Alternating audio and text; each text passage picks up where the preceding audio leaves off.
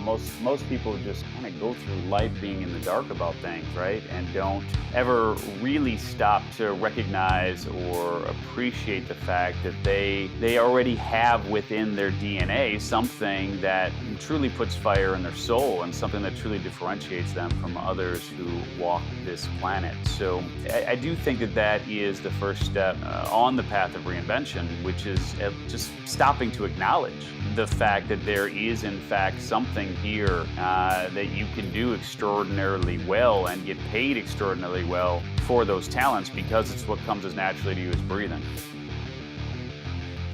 Hey guys, that was Steve Olsher, America's reinvention expert and this week's guest on the 5 o'clock hustle. But before I hop into this week's guest, I got to tell you something about a tool we've been using to grow our audience, and it's called SEMrush.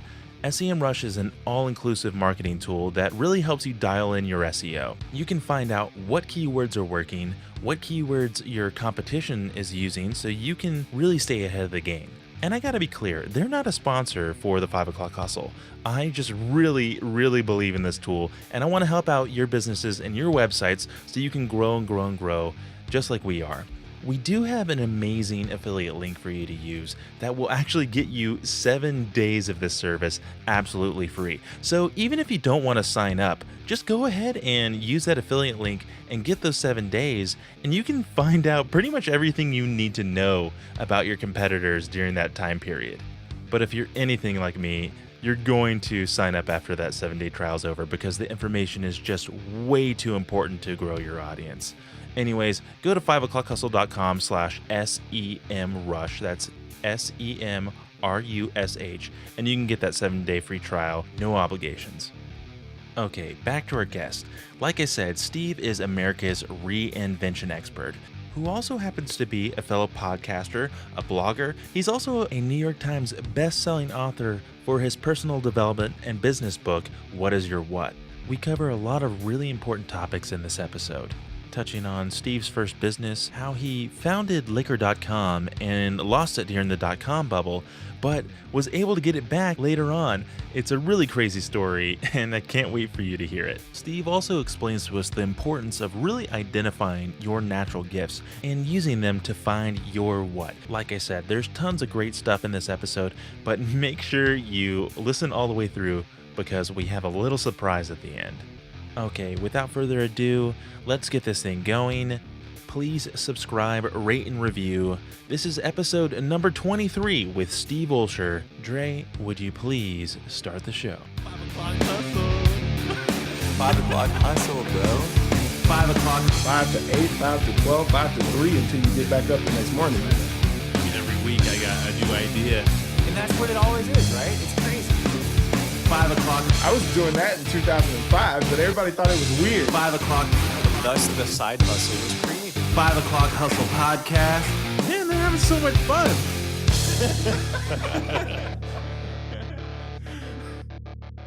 Well, Steve, thank you for coming on the show. It's been a really fun, because this is actually our 22nd episode. Yeah. So we're still a fairly new show, and it's been really super exciting to talk to all these amazing people. And I know you have your own podcast. You have all these incredible things that you're doing, and you just came back from the New Media Summit. Is that right? Not just came back from it necessarily, but it's actually my event. So yeah.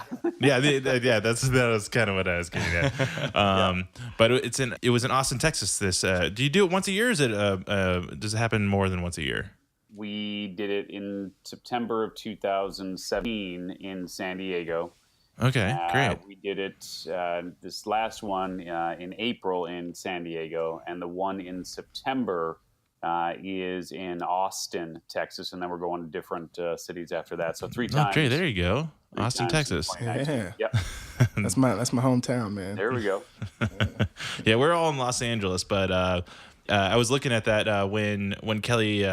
You must have a really proactive team, because I don't know how anyone has found us at this point, but But they're out there hunting, I was. yeah. She said that you'd probably make a really good fit for our show, so I was really excited to have you on. And you have your own podcast called Reinvention Radio, and you've been doing that for a very long time. I was listening to a few episodes, and I really like your style. And we're still trying to kind of find our voice, but you really kind of bring out a lot out of your guests, and you stop people. I never stop people when they start to say well, you things. just stop, like literally right now, just stop going down this path. So just start the interview and let's just rock and roll. Yeah. Okay.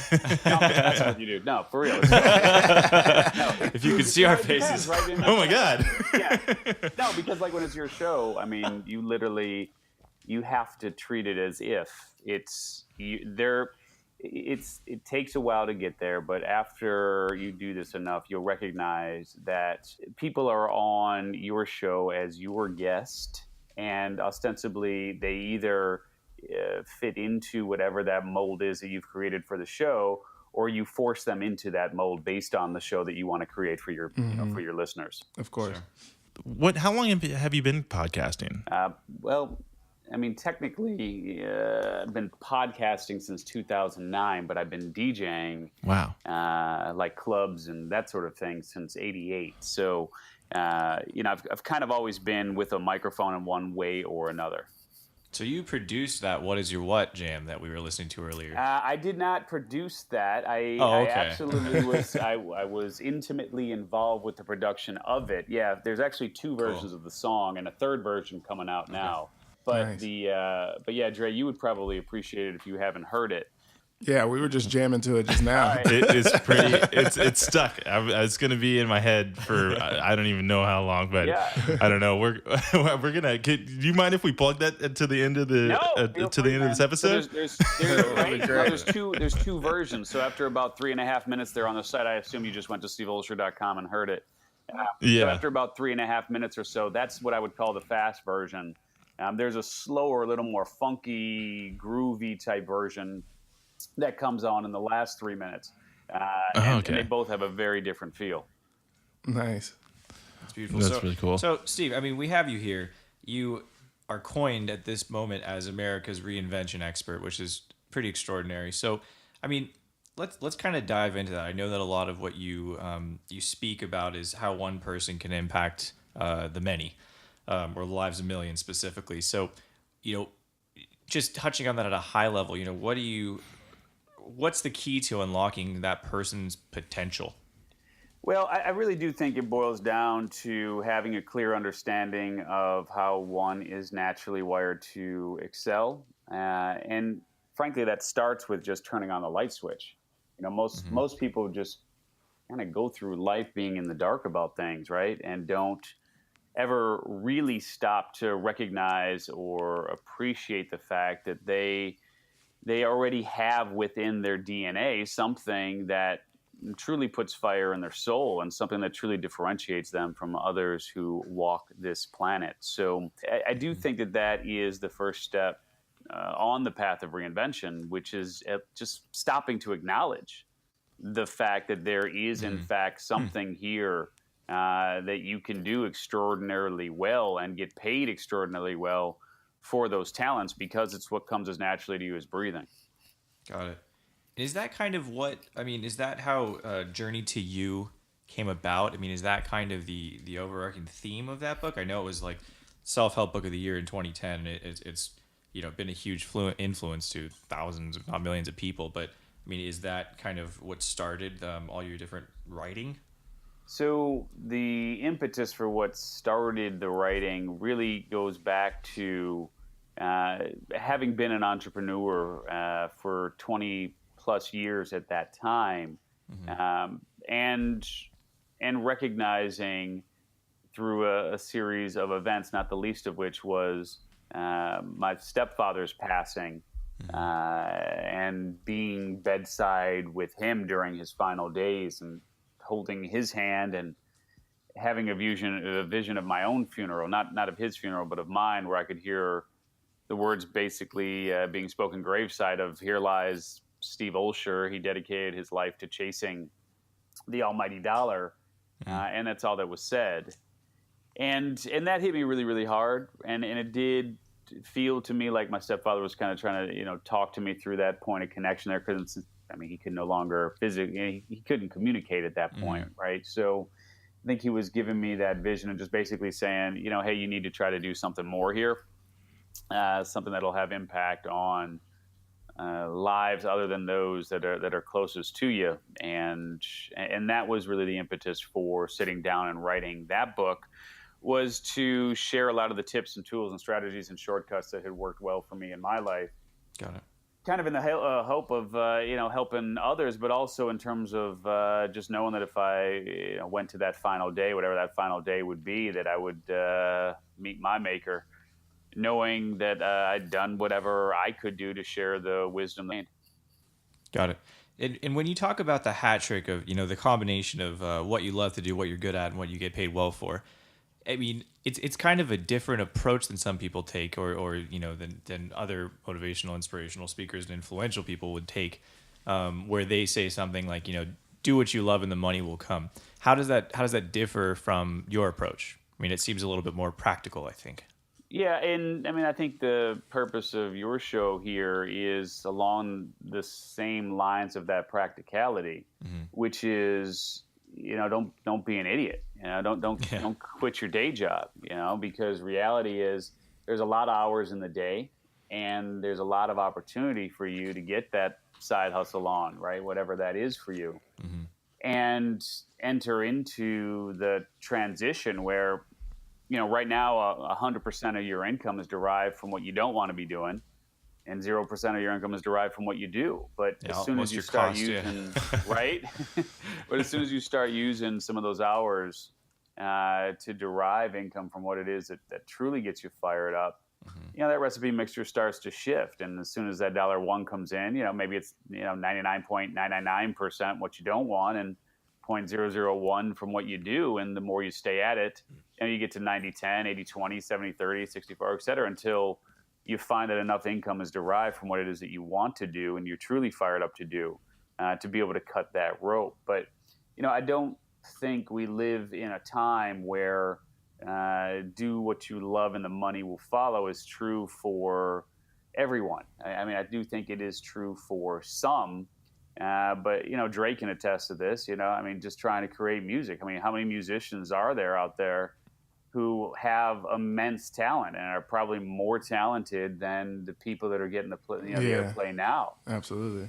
But can't make $1, and that's because there's two sides of the coin. There's talent and there's business acumen.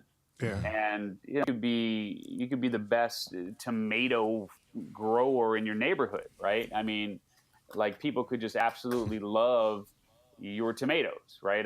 That's do you pass them out and everybody's all like, Johnny grows the best tomatoes, but it doesn't mean you should be a tomato farmer, Right. Sure. So so it's a fine line, and the whole idea of finding something that you love and something that you're good at and something that people will pay you for is a good place to start. And of course, this has been used in strengths finders and in other modalities as well. So it's not a new concept, but I will say that from my experience that it is possible to find something that pays you extraordinarily well that meets the other criteria also. Yeah, one of our past guests told us that our content is only as good as its distribution. So that's a similar sentiment there. But tell me about Wait, can we beat that up for a minute here? Yeah, So, sure. Let's do it. Look, reality is, and I don't know which idiot said that, but I'll say this, which is your content is only as good as the content that you create based on who you're most compelled to serve. What he's talking about, in my way of thinking, is reach, and we get hung up in reach, and we get hung up in the fact that damn, I put out a show and it only got 450 downloads. Well, let me ask you this: if you had the opportunity to stand on stage and speak to 450 people who have already raised their hand to say, I love this 5 o'clock hustle thing, I love what you guys are talking about, and they're there because they love who you are and what you do, would you take that speaking gig, yes or no? Hell yes. Absolutely. Right? Yeah. So that's the reality. Is yes, distribution is a big part of this game, but I would put impact over distribution all day long. And is our show Reinvention Radio, and then we just launched another show called the Best Business Podcast, uh, and we can talk about that at some point if you want, but it doesn't matter. But Sure. Reinvention Radio, our numbers aren't great. I'm not going to sit here and tell you I'm Gary Vee. I'm not going to sit here and tell you, that I'm able to put out an episode and 3 weeks later, 50,000 people will listen to it. But I will tell you this. I know people, because I've been in this game a long time, I know people that have 1 million Twitter followers or have 3 million Instagram followers, and they can't fill a room of 100 people. So, it just depends really on what is most important to you, and understanding that it's not necessarily about the number of people that you reach. It's about who you reach and what you do with the people who you are able to connect with. Love that. Okay, so you were mentioning before about our show and how it's about people not being dumb and not quitting your job. What did it look like for a young Steve when it came to your first entrepreneurial venture? Yeah. Could you touch on that? Yeah, the first true venture, and I've always been wired to try to make a dollar out of 15 cents and name that quote. But I've always been wired in that way. And so from a very young age of picking up a rake and trying to move some leaves around, or grabbing a snow shovel and trying to shovel sidewalks and driveways, I mean that's always been in the DNA. But I wouldn't consider those to be first true entrepreneurial ventures. I would say that the first true entrepreneurial venture that I engaged in was opening up my own nightclub when I was 19.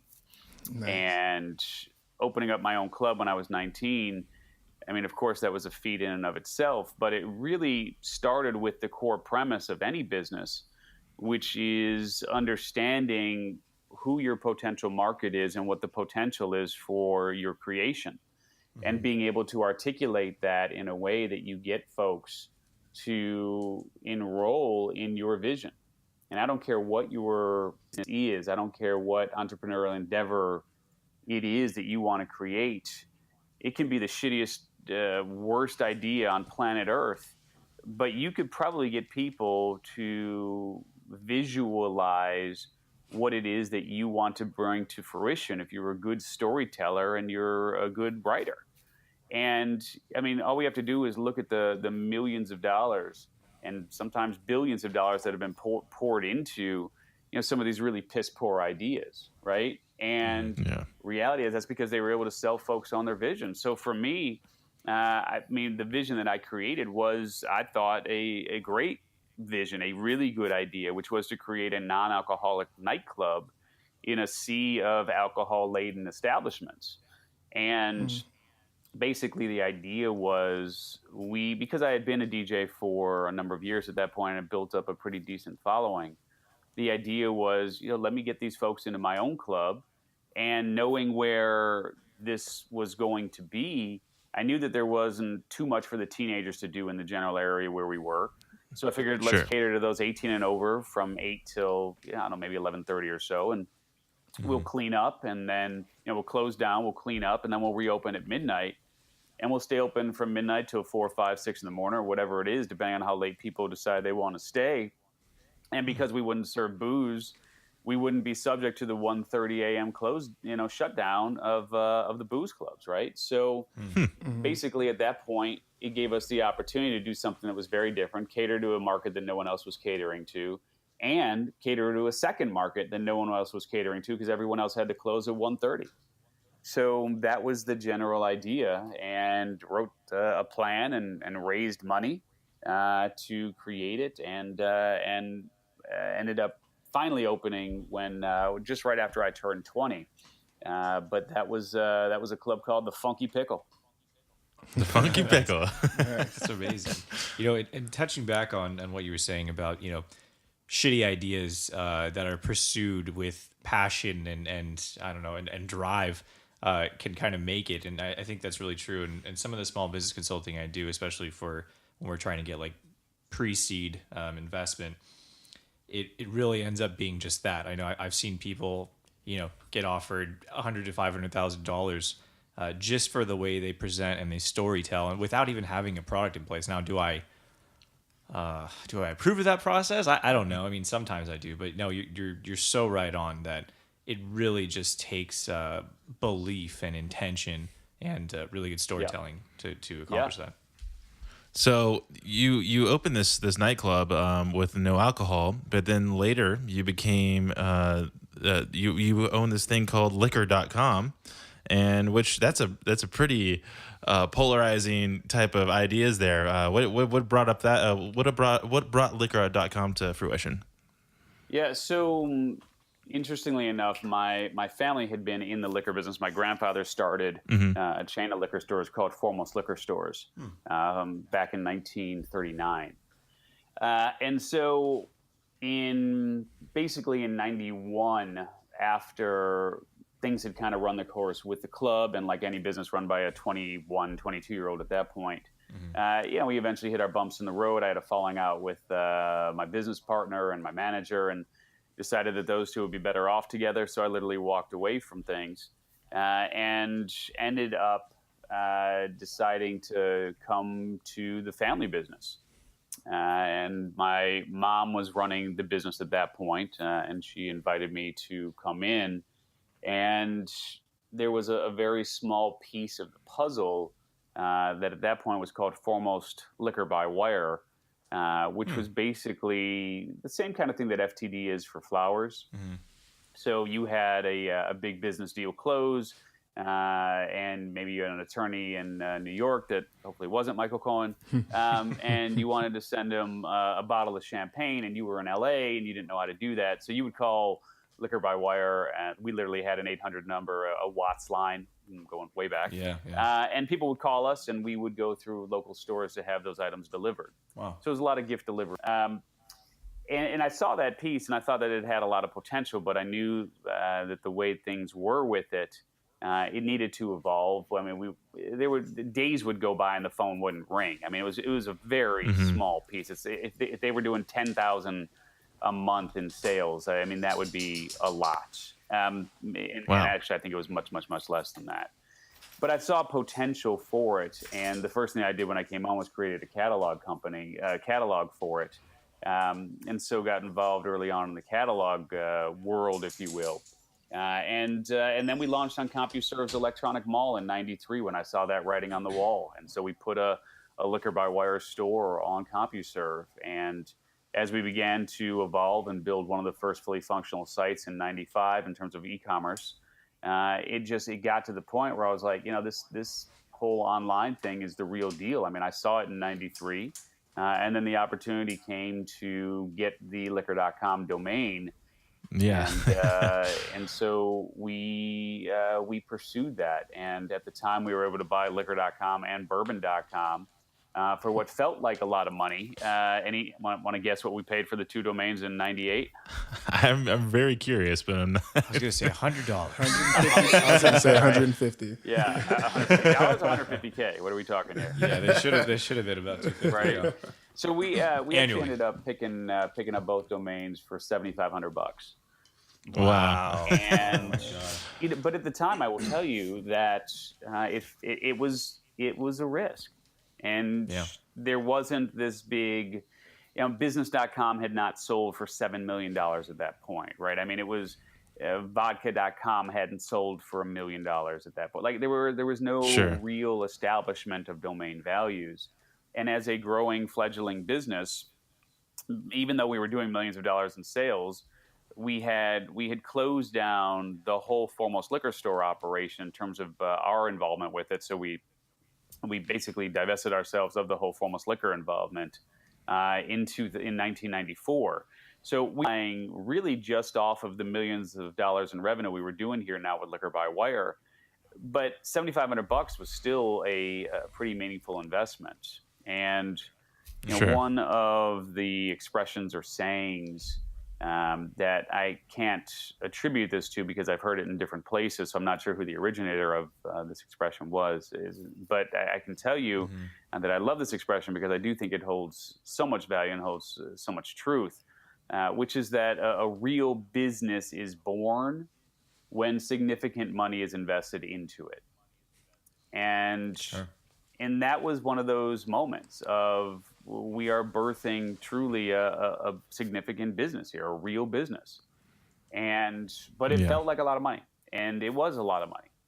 And I will say that was really the stepping stone that propelled that business forward. And having that domain absolutely allowed us to file to go public in March of 2000, and we were ready. And unfortunately, the markets imploded in March of 2000, and we had signed away management rights to get all these lettered saviors. Wall Street wanted to see the CEO and CTO and CFO and all these people.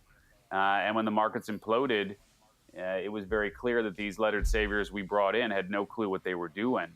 And I literally walked away from that company in August of 2000, including walking away from the domain. Wow. So Steve, you talk about that a lot of people talk about that. The business is born when money's invested. It's substantial.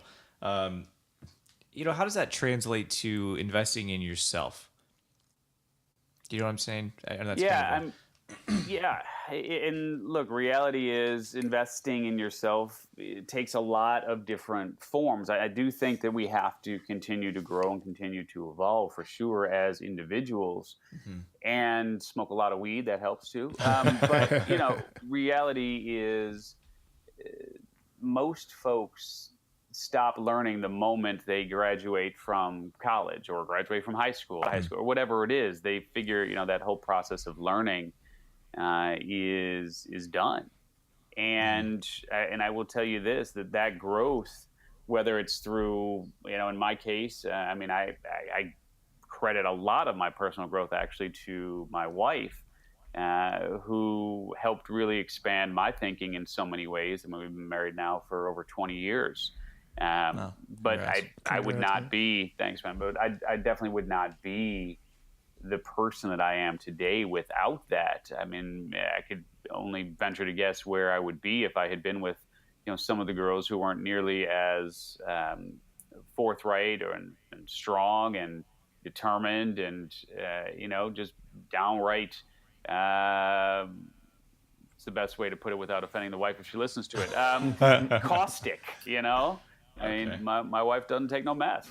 And I do think that growth on a personal level really starts with whoever you're in relationship with. And you can, you can have all the coaches and mentors in the world, but you can read all the books in the world, listen to all the podcasts in the world. But ultimately, if you come home to someone that doesn't help you grow as a person or break bad habits or, whatever it is that you need on either side of the fence there, it's going to be tough to bring any of that to fruition. Absolutely. And to take that one step further, as far as, self-investment, adding a monetary value to it, there are a lot of speakers and a lot of podcasters and just, influential people, generally speaking, that think it's one of the most important things to do when you're starting a business as an entrepreneur is to kind of get yourself into an uncomfortable situation and actually invest money in something that you wouldn't, just to kind of tie yourself into it. What do you is that true? Does that hold true for you? Well, do you think here's how I think it works. And how I think it works is, and I will only say that universal laws support this type of flow. I'm not a spiritual woo type person, but I do know that if you're asking someone to invest with you and you haven't been willing to take that same action, it's very, very hard for whatever that ask is to be received with a yes. Because Absolutely. There's something about not being willing to do something yourself and asking someone else to do that is going to be met with resistance. And so if you're a coach or a mentor or a consultant, I don't know, any of those types of things, and you're asking someone, especially in this world of our all being experts in something and sharing that expertise in a way that usually involves coaching or mentorship or online products, programs, services, etc. it's just really hard to ask someone to invest $2,000 in an online program if you haven't done it yourself. Totally. Yeah. And that's an incredible point. But we kind of glossed over. We kind of glossed over the mega impact of losing liquor.com. And I kind of wanted, because that kind of goes into a lot about over it. I live with it every damn day. No, I'm So I just kind of want to go back to that a little bit, and then how that kind of led into this incredible movement that you've had with your reinvention everything. Yeah. You know? Yeah. So let's go back to that a little bit. So a lot of it. Yeah. I literally walked away, as I said, in 2000 from everything, including the domain of liquor.com. I hadn't signed away my rights to it. It was, but honestly, I was just done. Right. And it was just, It was one of those out of sight, out of mind type situations, but I knew I had to do something from a business perspective, because I was, responsible for bringing in the majority of the income in our household. So at that point, the next big boom after the .com world was real estate. And I was looking at what a lot of these folks were doing. I was living in Chicago at the time. And I couldn't help but think to myself, and this has been both a blessing and a curse, but I just couldn't help to think to myself, look, if these folks can, there's no reason that I can't. And so I started down the path without really knowing anything about real estate development, started heading down that path.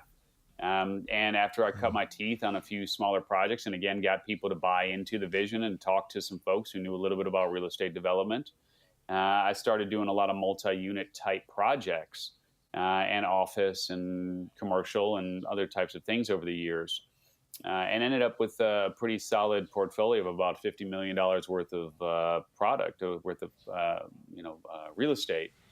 And in around 2006, I was walking my dog, reading the Wall Street Journal, which back in the day they actually used to have newspapers. So it is something that I've seen, I've heard of these things. But I'm walking the dog, reading the newspaper, and the headline of the Wall Street Journal that day is basically something like domain name values approaching pre-bubble pricing. And it just hit me, and I was like, damn, I wonder whatever happened to liquor.com, the domain itself. And I started doing some research on it, and I actually tracked the domain down to a guy in the country of Panama and opened up a bit of a dialogue with him. And didn't really threaten anything, but just was kind of like, curious as to how you got the domain and this, that, and the other. And we had a bunch of back and forth for about 5-6 months. And finally, Christmas, right around Christmas Eve of 2006, he sent me an email and he was like, yeah, I've been thinking about it and I've decided to give you back your domain. And I was like, okay, well, that's all well and good. How do you plan on doing that? He's like, well, go here, open an account, send me the code, and I'll transfer it in. And now I'm thinking, well, Jesus, is this a phishing thing? Like, what's going on here? You can also meet my Nigerian king brother, right? Who has $3 million waiting for you in a bank account if you give me your social. Yeah. But I was like, all right, what the hell? I mean, what's the worst that could happen? I'm going to open an account here. He'll have my name and my address and my email or whatever it is. So I opened the account, sent him the code, and he sent me an email about an hour later, and he was like, okay, check your account. And sure enough, he had put the liquor.com domain in the account. Needless to say, I changed the password in about half a millisecond. And it was a watershed moment. I will put it to you like that. And sure. And there was a part of me at that point that thought, all right, this is a sign from God, or I don't know what, but I obviously need to do something with this domain. But I had been doing as well as I was doing in real estate, and I just felt burnt from the first experience. And I was like, let me just put this thing up for sale and let me see what I can fetch. And a number of offers came in. The highest offer was $4.25 million. So, needless to say, I accepted, and the guy made the first few payments and then bailed on the rest. So I was like, okay, I'll keep the money and I'll keep the domain, and that's how the contract was worded. And I ended up finding a team out of San Francisco to build it, and we've been in that iteration ever since. And so I don't have any active day to day with it. I am chairman of the company, but they're based out of San Francisco. I'm now based out of San Diego. And I'm involved on a board level, and they're doing a lot of really great things. I mean, mixology, cocktail culture, the whole nine. And we get millions of people to the site every single month. We got millions of people on the database, world's largest database of bartenders, et cetera. So there's a lot of really good things going on with that, and we'll see how that chapter ends. So is that kind of that moment, like that's getting back the domain and everything, and you got into this real estate stuff. Is that the point of reinvention for yourself, or what is that? What is the reinvention for you today? And so just given everything that I have endured in my life on a personal level, on a professional level, it just seemed to be the right word. And so when I started down this path in 2009 of writing Journey to You and moving into that space of being a coach and an author and speaker and that sort of thing, the moniker that I just kept coming back to was Reinvention. And it just seemed like I had been continually reinventing my life over the years. And whether that was in my personal life or in my business life. And it really just captured the essence of who I am, which is how the moniker America's Reinvention Expert was born. And, you go back to the conversation around content, is only as valuable as reach or distribution. And I will say this, which, Founder Magazine, if you guys are familiar with Founder, they put me on the cover of issue 51. And they've had a lot of folks on there over the years, like Tony Robbins and Arianna Huffington and Richard Branson, Tim Ferriss, etc. And they put me on the cover of issue 51 and dubbed me as the king of reinvention.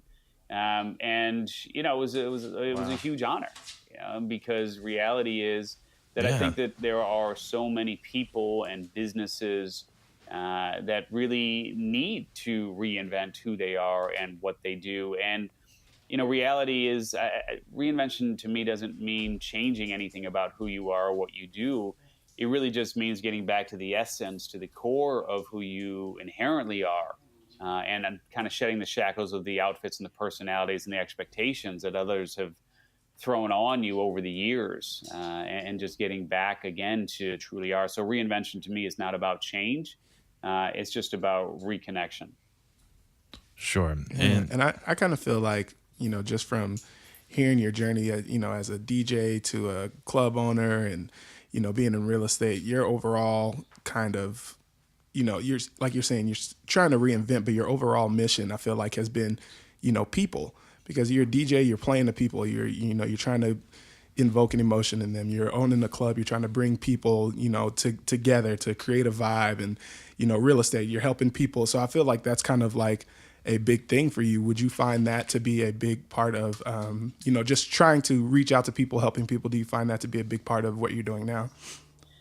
Yeah, I mean, I really do think it starts with, I think it starts the other way around, which is you just putting out what it is that really puts fire in your soul, and people will gravitate towards you, as opposed to thinking about what it is that people need and creating it for them, if that makes sense. Yeah.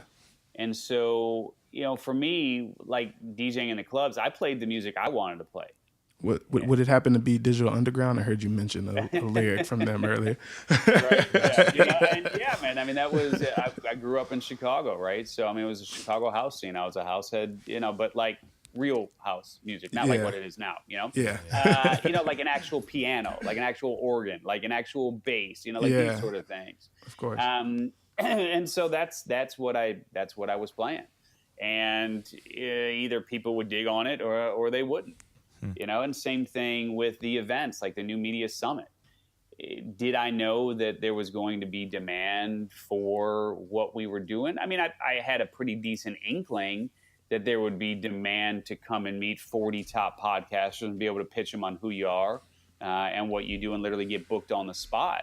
But I really love the podcasting community, and I wanted to do something in that community where I could put myself at the epicenter of that community. And knowing that, so many podcasters to find great guests, and so many podcasters struggle to be in community with other podcasters in a way that goes beyond, those huge events where you just don't really have an opportunity to connect with people. But I also knew that, given my DJ background and my love of music, that I wanted to create something where we spent almost as much time dancing as we did learning. Almost as much time doing the cha-cha slide as we did hearing pitches from people, right? Let's go. So like for the last event, we brought on this LED dance floor, and it was like, it was the whole nine. So that experience is really just based on what I want to create, what I love about events, and creating an event that reflects all of those elements from other events that I've been to or I've created that I thought held a lot of merit. So ultimately, the answer to your question here is I really just think it involves doing what you truly are inspired to do, and let those who need you most find you. And if you're out there doing the right things, it doesn't matter what the distribution channel is. Today, they'll find you. That's great, man. And that kind of goes into your book. What is your what? Can you give us a brief rundown about what that is? Yeah. So what is your what is, well, you mentioned the book Journey to You. And so Journey to You was the first book that I wrote in 2009. And that was subtitled A Step-by-Step Guide to Becoming Who You Were Born to Be. And in 2013, after I had been teaching the Reinvention workshop and other live events for a number of years at that point, I decided to rewrite Journey to You, and that became What is Your What? So What is Your What is kind of Journey to You 2.0. Okay, cool. Sort of the expanded evolutionary process of helping people discover what their what is. And what I realized is that after having worked with people over as long as I had been working with people at that point, is that it really just boils down to understanding the three core elements of who you are in order to hit the ground running and do things that meet the three criteria of what we talked about earlier, of doing something that you really are good at doing something that you really enjoy doing, and doing something that pays you well. And after having tried all of those modalities like Myers-Briggs and What Color Is Your Parachute, and Strengths Finders and so on, I will say that a lot of those modalities just left me with more questions than answers. And that's how this What is Your What framework evolved, because I needed it. I needed something that could truly help me gain clarity on who I am and what it is that I can do to add immense value for others who I am most compelled to serve. And so that was the impetus for creating the revised framework, which is now known as the What is Your What framework, which helps people really understand three core elements of who they are. One is their core gift. And so that core gift could be something like communicating or teaching or healing or entertaining or enrolling or protecting, or one of those. I think we identified 28 different gifts that people have, and you may have more than one, but there's always going to be one that has a little bit more dominance over the other, even if it's just 51-49. So I believe that you have that one core gift, and once you have that core gift, the question then becomes, what is the vehicle? What is the primary vehicle that you're going to use to share that gift? And with those two pieces in place, the third piece that it seems like so many of the other modalities really just kind of leave you hanging with and don't give you any opportunity to really hit the ground running and start doing something with this knowledge is that third piece, which is understanding the people and the people that you're most compelled to serve. So it's a combination of the gift, the vehicle, and the people that make up the What is Your What framework. And I can tell you from experience that if you take out any one of those three, it's like a tripod, and the whole thing falls over. So you can run it 6 ways from Sunday, and you'll see what I mean. Sure.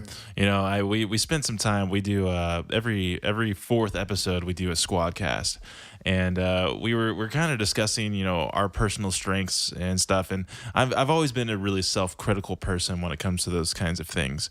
I never really known of what I was ever actually kind of good at. So I find it's for some people like myself, we find it difficult to like kind of nail down the thing that we believe, like what that thing is going to be that we want to kind of launch off, like whatever it is that we want to follow, whatever it is we want to do, and the message that we want to send. Is it that those people need to just work more time, like work more on kind of diving into themselves and searching their soul to finding what their what is, or is it because they need to just experience more and gain more skills and gain more assets in that right to figure out what it is? Or do they just need to read What Is Your What? Yeah. Or they, all right. Well, I mean, look, my part of what I believe, and I'm not knocking a whole generation here, but I will say that it seems like a lot of folks, especially those who are in their 20s, in their 30s, just aren't willing to do the work that it takes to figure some of this stuff out. Like they want all of the answers before they do it. And I can tell you, approaching 50 now, that sometimes you just won't find the answers until you actually do something. In terms of, like, you may think you want to be in marketing, but until you actually intern or apprentice or go get a marketing job, you won't know. And frankly, you're never going to have the answers until you actually do something, right? And so that's the first thing that folks in my mind need to do, is they actually need to go out and use those off hours to immerse themselves in that world that they think they want to be a part of. And what ends up happening is once you immerse yourself in that world, you'll find that new questions arise. And more importantly, what you'll find is that there may be a specific aspect of what it is that you're doing or what you see other people doing that resonates even deeper with you, and truly is it's kind of that, the key, if you will, that turns the treasure chest, right? And once that lid opens, and everything glows, that's when that you found what it is. But there's only so much you can do. I mean, of course, I encourage people to read the book, but there's only so much you can do by reading. At some point, you've got to actually go out. And if you decide that, the people that you're most compelled to serve, for example, are the disadvantaged elderly, go volunteer at a VA hospital, go and, and bring, go to Meals on Wheels and bring meals to people. I mean, so theory only goes so far. Yeah, exactly. And, I find that, that your point really is kind of self-evident, because that's kind of what created our show. And I spent years trying to figure out what my what was, and I was kind of sick of it, like, because I jumped into a lot of these little ventures that just didn't pan out, because like you said, like I was just kind of waiting for that idea to kind of just make itself. And you would lose that initial passion, and I was kind of tired of it. So we just kind of I was like, just screw it. Like, let's just start a thing and just do it and do it and do it and don't stop and just get the experience, talk to all these incredible people. And, it's turned into it's turned to be really beneficial, maybe not monetarily yet, but it's been beneficial in terms of making connections and it's opened up impact. Yeah, it's opened up a lot for us, and it's opened up a lot for our listeners as well. And it's been really fruitful in that way. And so I just, what you're saying, that just rings so true to how we do things and what it's become for us. And but Dean, you wanted to no, I'm just saying, I mean, to that point, and you say immerse yourself in that world, immerse yourself. You want to be in marketing, then throw yourself in there and go get an internship, or go assist someone or whoever it is. But it also seems to work for people that have found what their what is, but they're having a hard time actually pursuing it. I guess in some cases, which would be counterintuitive to having discovered your what, because I feel like once you've discovered it, you can do nothing but, use everything you have, burn them in that oil to pursue it. But for people that have found their what but are having a hard time doing that, like really taking it to the next step, I feel like just it kind of goes the same way. Just immerse yourself in a project, or immerse yourself in your process, or immerse yourself. For instance, one of the businesses I'm consulting with right now, he was having a hard time. He has a great idea, but having a hard time getting it up and running. And I was like, well, have you written your business plan yet? And he's like, no. I'm like, oh God. Yeah. So we sat down actually a couple of days ago, and we spent 5 hours. And it turns out, obviously, I'm sure you've written multiple business plans, and they end up coming up with 80 ideas that weren't ever part of your initial plan. But it's like, you have to put in the time. You have to sit there for hours and hours and prepare and plan and strategize and think through and problem solve. And it's just, immersing yourself and being constantly active is integral to success and to learning and to evolving. Yeah. Yeah. I mean, all the points you're making are spot on for sure. And I do think that most people will stand in their own way of success from the standpoint of just not being willing to do the work. And it's just as simple as that. I mean, I can tell you even for myself, over the last 3 years, and it has been 3 years since I've been kicking around the idea of creating what I would call an opportunity fund. Which is a fund that would be able to invest in various opportunities, whether it's in the vice space or real estate or seed capital. I mean, whatever it might be, but just to have the flexibility of being able to invest in various ventures. And I keep putting it off because I don't feel like I have enough information. I don't know anyone else that's created a fund. I don't know exactly what to do, how to do it, et cetera. And it's funny. I mean, I'm watching the clock just keep ticking here, and it will. The clock doesn't stop for any of us. No. So, now, are you saying a fund for like individually for yourself, or like to have like several people that can buy into it? Yeah. No, I would be the so to speak, the managing director of that fund. And I would have folks who would be under me looking for opportunities, and we'd be almost venture capital-like, if you will. Sure. Yeah, almost like my own venture capital fund. Okay, there you go. Yeah, okay, so a question just keeps popping up to me, and I didn't plan to ask it during this interview, but you have a beautiful and eloquent vocabulary. And I think that plays very well. Yeah. And I think it plays so well into your storytelling and your ability to just insightfully and, like I said, eloquently deliver your message. I mean, is that intentional? Is that something that you just, through all of your learning kind of stumbled upon and just happened? Or do you devote yourself to having a vocabulary that is just so expansive? Well, so if you go back to the what is your what framework, my core gift is communicating. And that is a gift. And what I will say is, so the what is your what framework, the what is your what book, which said the subtitle is Discover the One Amazing Thing You Were Born to Do. The subtitle should probably be Discover the One Amazing Thing You Were Born to Do for now, right? Yeah. Because the vehicle that you use, the primary vehicle that you use to share your gift, and the people that you're most compelled to serve, that can change over time. Mm-hmm. The gift, I believe, is static. We've got the DNA strand on the cover there. It's the only graphic element on the cover.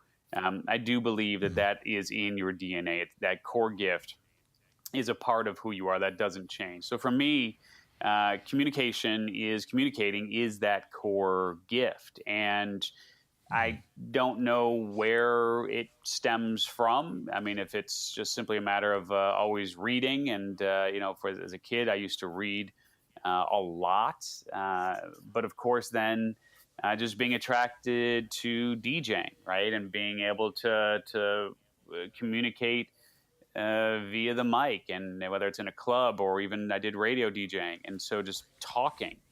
But then that translates into writing, and that translates into public speaking, and it translates into the podcast that I do, both as a host and as a guest. And it's also acquired skill though, and people Sure. they don't necessarily correlate reading and speaking with storytelling and the evolution of their abilities to tell stories, and that people buy through stories and relationships are formed through stories. And it's that whole conversation around human connection, right? And connecting with people in a deep, right. meaningful way. You have to be able to articulate your experiences. And Absolutely. and that is a gift to be able to articulate those experiences. And what I will say is, when I do my public speaking, presentations, that I can get people pretty much 25 to 50% of the time to enroll in whatever the offer is that I'm presenting at that point. And that largely has to do with being able to put them in the mindset of I can accomplish what it is that I have just heard about for the past hour. Yeah. And that is only accomplished through storytelling.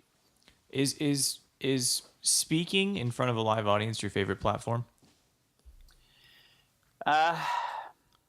Yeah. I mean, I do. If I had to choose one, I would say that is my favorite vehicle, if you will, for communication. I mean, the books are great. The podcast is great, but being able to look someone in the eye and connect with them face to face, you cannot form a deeper connection, a more meaningful bond with people, more so than you can if you connect with them face to face. And so, when I say it's one of the favorite ways, that I will say this, which is, if it's a huge audience, like 1,000 people plus, I mean, that's all well and good for the ego, but it's not that easy to connect with people on a one-on-one basis. I actually prefer the 200, 150 even, type rooms, because I just find I walk out of there with real connections with folks that, frankly, you just couldn't have in a larger venue. Not that I don't like the larger gigs, but it's more ego than it is connection. Sure, and it's nice too because at like a 50-person. I spoke recently at about a 50-person venue, and it's just so nice to be able to, even before you speak, a lot of times you just can go out there and literally introduce yourself to each and every person in the room, and start building that relationship with them prior to delivering your ultimate message, which is really powerful. Yeah, absolutely. So we're getting close to an hour here, and I want to give you a chance to kind of run down some of the the media summit that's coming up, and tell us about the experience of the most recent one. It's really a fun event. It's an event that was born out of my own personal needs, as I said, to be able to connect in a more intimate way with top podcasters from around the world. And also born out of the fact that we get inundated with requests to be on our shows, Reinvention Radio and the Best Business Podcast, and really just trying to figure out, how do we find the right guests? And sometimes a piece of paper, like somebody, writing in or an email, it just doesn't do that person justice. And so we were really trying to figure out, how do we find awesome people for our shows? And we realized just in conversation with other podcasters as well that they have those same struggles. It's just hard to find really awesome people who have just incredible stories. And, reality is it's nice to have the Tims and the Garys and the Seths and the whomever on your show.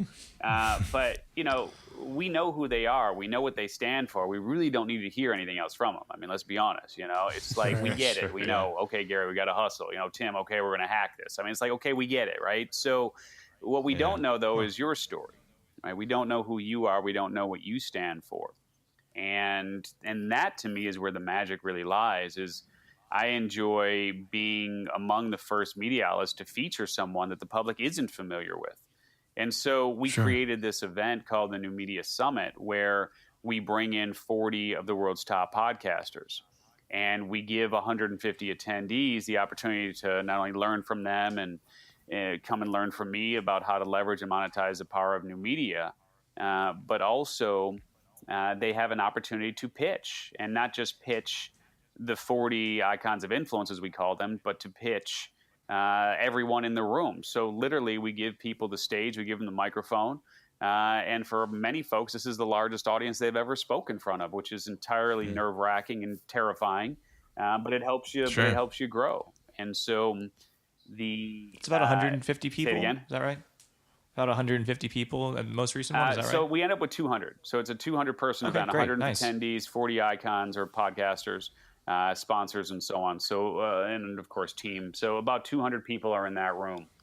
And what ends up happening is we give them, each individual attendee, the opportunity to pitch, and they get booked on the shows on the spot. And it's just it's a lot of fun. I will say this, that most people leave the event with anywhere between 30 and 50 high visibility opportunities. And the reason why it goes above 40 is because a lot of the 150 attendees are icons in their own right. I mean, they have their own social media channels, they have their own video channels, they have their own blogs, they have their own podcasts, etc. And so it's just it's a very unique event from that standpoint, and frankly, it's quickly becoming something that is among one of the most favorite things that I've ever done. That sounds incredible, and hopefully, maybe one day we can make it ourselves. I think I'm due for a trip to Austin. So. Yeah, there we go. When's the next one? September 11th. September. Yep, September 11th through the 13th in Sorry. Austin, Texas. Yep, and we're going to do 3 of them in 2019. So we're going to do Tampa and Denver, and then we're coming back to San Diego. Okay, well, we're going to wrap this thing up. Is there anything else that you want to touch on before we kind of sign out here? I mean, look, obviously we've covered a lot of ground, and certainly we talked quite a bit around the whole conversation with what is your what, and discovering that one thing that truly puts fire in your soul. And of course, if I can help in any way around that, I'm happy to do it. I would say that probably the first step is to go and grab a free copy of the book. And if you want me to include that URL, I can, or you can just put it in your show notes, whichever you want. Yeah, we can do both. Yes, Yeah, the answer is yes, absolutely. absolutely. We'd love that. Yeah. All right. Yeah. I mean, we keep it super simple. So if you just go to whatisyourwhat.com. So if you go to whatisyourwhat.com, you can actually grab a free copy of the entire book. So we do give away the entire book there. And I will say awesome. this. That's great, man. Which is, and I'll wrap with this, which is, over the years, it's just become just so clear to me, more and more clear to me, that you are the solution to someone else's problem. And they are literally waiting for you to show up in their life. And matter of fact, a lot of them are on their knees praying for you to show up in their lives. And I will say this, that it is your duty, it is your responsibility to share what it is that, the expertise that you've been able to acquire over all of these years, and share that with Strategic Abandon so that you can help those who need you most. And, frankly, once they can get off their knees and stop praying because they found you, well, then it's time for them to start paying, right? So, reality is you should be paid extraordinarily well for what comes as naturally to you as breathing. And I'm happy to help you in any way that I can to bring that to fruition. That's great. Wow. It's fire. Yeah. I just want to Yeah. breathe that in. That's awesome. We really do appreciate it. Well, Steve, thank you so much for coming on the show. It's been a blast, and we learned a lot, and we'd love to hear about your story. For all of our listeners, you can find all the links and more information in the show notes at 5o'clockhustle.com/Steve Olsher, or 5o'clockhustle.com/whatisyourwhat, just to make it easier for everybody. But again, Steve, thanks again for coming on the show, and hope we can talk again soon. Sounds good, guys. Thanks so much. Thank you guys so much for listening to this episode of the 5 O'Clock Hustle with our guest, Steve Olsher. And like I mentioned during the intro, and like you might have heard during the episode, we have a little surprise for you. And it is Steve Olsher's song, What Is Your What, the dance rendition. So get ready to groove, because this thing is a lot of fun. I hope you enjoy. Here we go. Hit it, Dre.